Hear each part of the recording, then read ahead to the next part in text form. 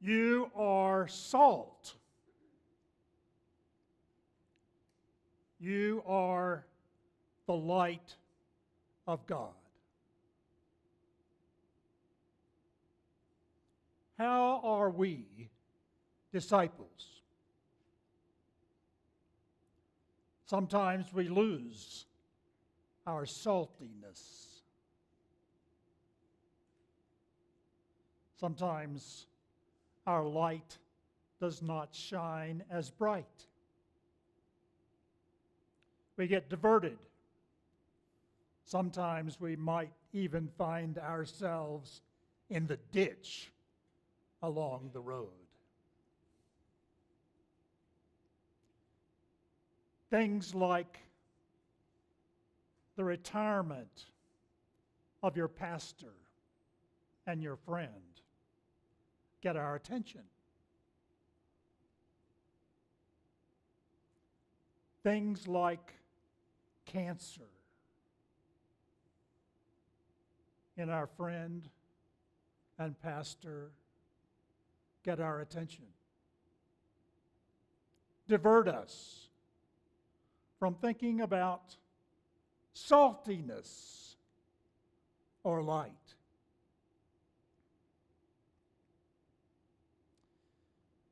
There was a little polar bear,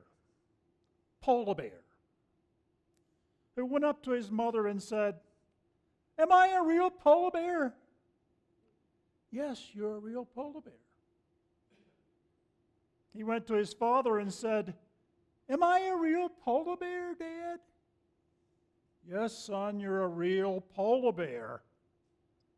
The next day he went to his mother again and said, "Are Grandma and Grandpa real polar bears?" "Yes, they are." And so the next day he even came back to his mother and said, "Are all my aunts and uncles real polar bears?" "Yes, son, they are all polar bears. Why do you keep asking if you are a real polar bear?" He kind of shyly looks up at her and says, "Because I'm freezing."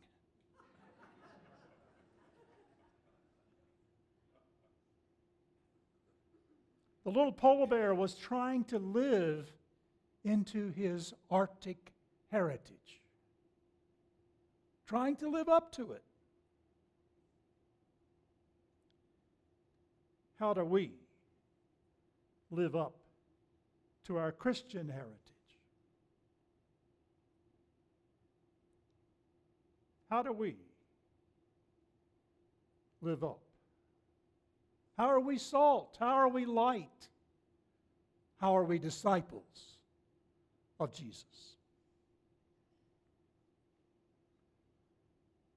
Aaron Sorkin may not be a household name, but many of the movies and plays that he wrote and won awards for are A Few Good Men, All the Presidents, The American President,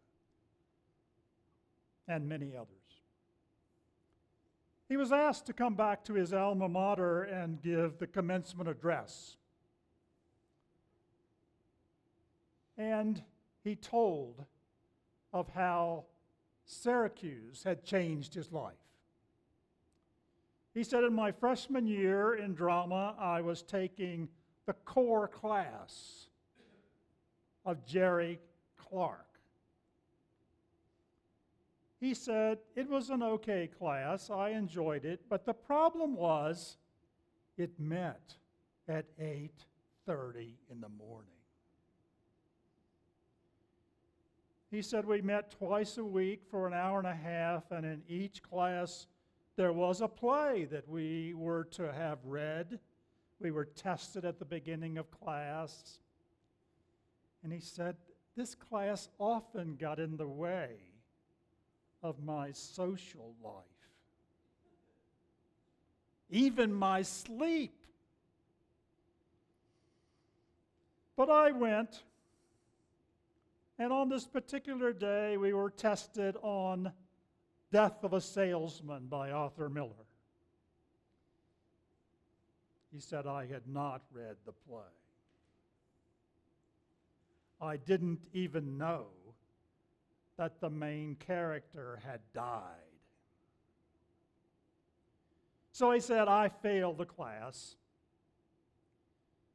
He said it was the lowest point of my life. Not because I failed the class and had to take it over, but because I couldn't participate in any of the events in drama. I was a nobody. He said, I showed up in my sophomore year and I took the class. And he said the first day, Jerry Clark said, pay attention and you'll do well. He said, I paid attention whether we were reading Arthur Miller or Aristotle. I paid attention.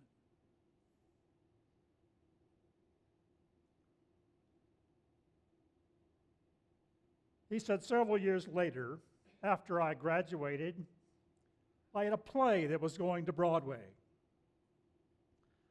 And I stood in the back of the Eisenhower Theater at the Kennedy Center, watching what was happening on stage. He said, I knew when I went back after the play to my hotel, I could fix what was wrong because of the tools Jerry Clark had given me.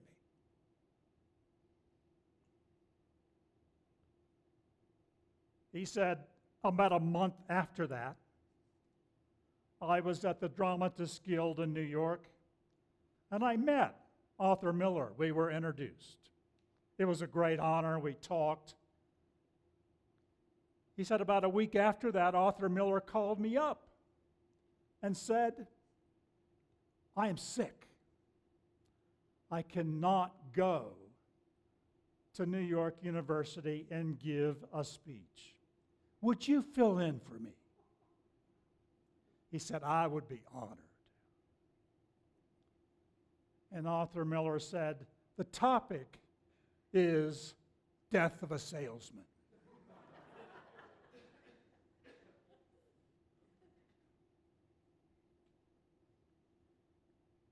He said, Jerry Clark changed my life because he helped me realize I had to pay attention to whatever was going on.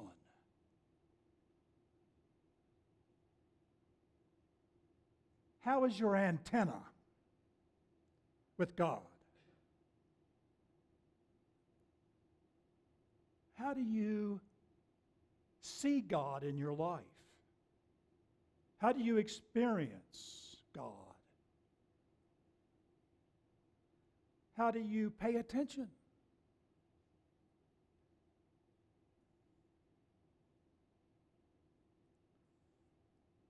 The image I want to leave with you today about discipleship comes from World War II. Lowell Thomas broadcast twice a day on the radio, the media of the day. He talked about kings and princes, war, ships that were sunk, the horrors of Nazi Germany, and the news of the day. He had a staff of 6 just to collect and read the mail every day and respond. The staff's day, maybe life, was changed when they got a letter one day that was all crumpled up, dirty paper, a scrawl that they could hardly read. And it said, Dear Mr. Thomas, I am a shepherd on the North Dakota hills.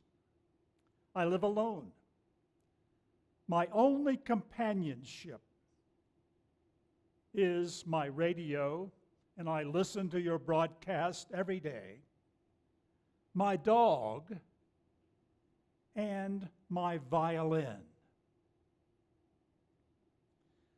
My problem is my violin is out of tune.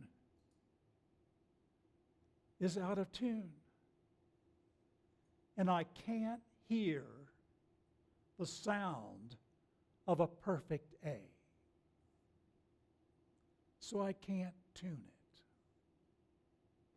Would you be so kind as to one day on your radio broadcast to give me an A?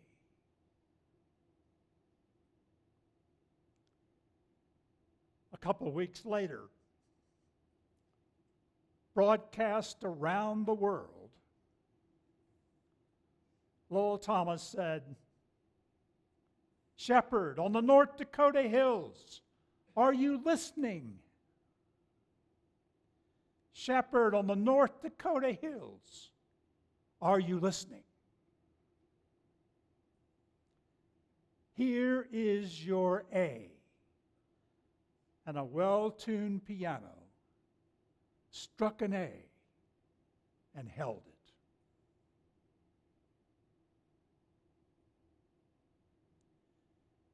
How will you strike the A for our world? How will you, as a disciple, be the light and salt of God? How will you be a disciple? Strike the A.